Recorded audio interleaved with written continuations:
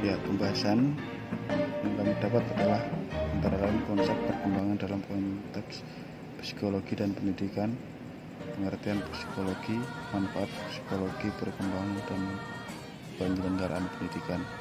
Rumusan masalahnya adalah bagaimana konsep perkembangan sebagai cabang psikologi. 2.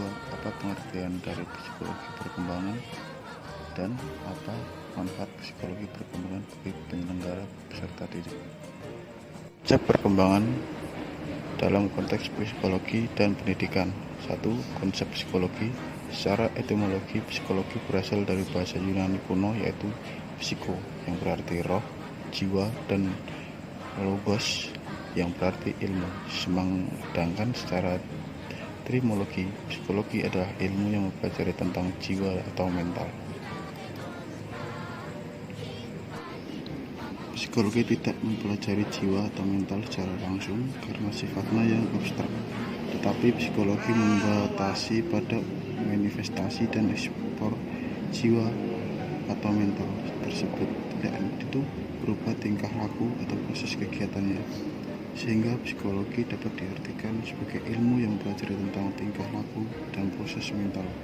Jadi dapat kita simpulkan bahwa definisi konsep psikologi adalah gagasan-gagasan mengenai sesuatu yang menyangkut tentang tingkah laku manusia dan lingkungan di sekitarnya melalui pengalaman-pengalaman. Dinamika perilaku manusia dalam perspektif psikologi. Dinamika perilaku manusia adalah kesekumpulan perilaku yang dimiliki oleh manusia dan dipengaruhi oleh adat, sikap, nilai, etika, kekuasaan, persuasi, dan genetika. Menurut perspektif kognitif, lebih menekankan bahwa tingkah laku adalah proses mental di mana individu atau organisme tersebut aktif dalam menangkap, menilai, membandingkan, dan menanggapi stimulan sebelum melakukan reaksi. Menurut perspektif Hafiz-Rosma, manusia adalah mesin yang perilakunya dikendalikan atau dikendalikan oleh lingkungan. Pengertian psikologi perkembangan. Psikologi perkembangan adalah ilmu yang mempelajari tingkah laku individu dalam perkembangannya dan latar belakang yang mempengaruhinya. Dalam ruang lingkup psikologi, ilmu ini termasuk psikologi khusus karena psikologi perkembangan mempelajari kekhususan daripada tingkah laku individu. Menurut beberapa ahli, ada beberapa fase atau periodisasi psikologis perkembangan individu, yaitu 1. Periodisasi yang berdasarkan biologis. 2. Periodisasi yang berdasarkan psikologis. 3. Periodisasi yang berdasarkan didaksi. 1. Periodisasi yang berdasarkan biologis. Periodisasi atau pembagian masa-masa perkembangan ini didasarkan pada keadaan atau proses biologis tersebut. Pembagian Aristoteles didasarkan atas gejala pertumbuhan jasmani, yaitu fase 1 dan fase kedua dibatasi oleh penggantian gigi antara fase kedua dan fase ketiga, ditandai dengan mulainya bekerjanya kelenjar kelengkapan kelamin. Periodisasi yang berdasarkan psikologis. Tokoh utama yang mendasarkan periodisasi ini kepada keadaan psikologis adalah Oswald Coates. Beliau menjadikan masa-masa kegoncangan sebagai dasar pembagian masa-masa psikologis perkembangan, karena beliau yakin bahwa masa kegoncangan inilah yang merupakan keadaan psikologis yang khas dan dialami oleh setiap anak dalam masa perkembangannya. Fase-fasenya tersebut antara lain dari lahir sampai masa torch, kegoncangan pertama, kanak-kanak awal, torch pertama sampai torch kedua, masa keserasian bersekolah, torch kedua sampai akhir remaja adalah masa kematangan. Periodisasi yang berdasarkan didaktis. Pembagian masa-masa perkembangan sekarang ini seperti yang dikemukakan oleh Harvey E. Tilker, PhD, dalam Developmental Psychology Today. 1975 dan Elizabeth B. Harlock dalam Developmental Psychology 1980.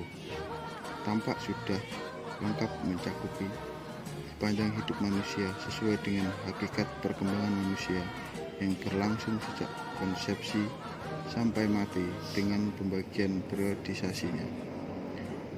Beberapa periodisasi berdasarkan didaksi menurut Elizabeth B. Harlock.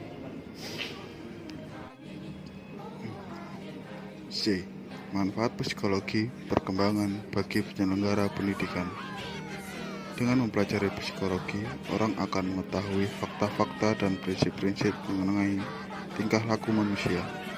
Untuk memahami diri kita sendiri dengan mempelajari psikologi, sedikit banyak orang akan mengetahui kehidupan jiwanya sendiri, baik segi pengenalan, perasaan, kehendak, kemampuan, tingkah laku, dan lain-lain.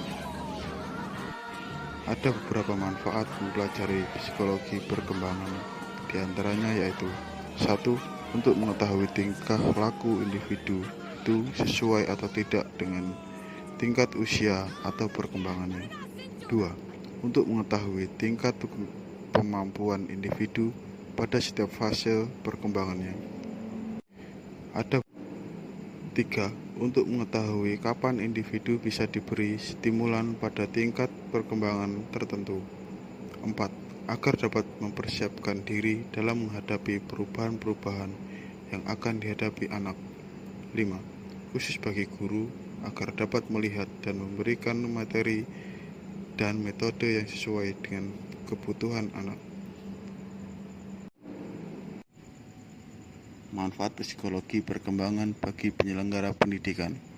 Berikut ini akan dikemukakan manfaat mempelajari psikologi perkembangan dalam dunia pendidikan. 1. Dengan mempelajari psikologi perkembangan, tenaga pendidik atau guru akan mengetahui fakta-fakta dan prinsip-prinsip mengenai tingkah laku manusia pada umumnya dan peserta didik pada khususnya. Dengan mempelajari psikologi perkembangan, sedikit banyak tenaga pendidik akan mengetahui kehidupan jiwanya sendiri, baik segi pengenalan, perasaan, kehendak, maupun tingkah laku lainnya, sehingga orang dapat menilai dirinya sendiri. Karena pengenalan dan pemahaman terhadap kehidupan jiwa sendiri merupakan bahan yang sangat penting untuk memahami kehidupan jiwa orang lain atau peserta didik. 3. Dengan bakal pengetahuan psikologi, perkembangan juga dapat dipakai sebagai bahan untuk menilai tingkah laku normal, sehingga dapat mengetahui bahwa tingkah laku seseorang atau peserta didik itu sesuai atau tidak dengan tingkat kewajarannya, termasuk tingkat kenormalan tingkah laku kita sendiri. 4. Dengan menguasai psikologi perkembangan, tenaga pendidik dapat melihat dan memberikan materi pendidikan dan pengajaran yang sesuai dengan kebutuhan anak didik pada tiap-tiap tingkat perkembangan tertentu. 5.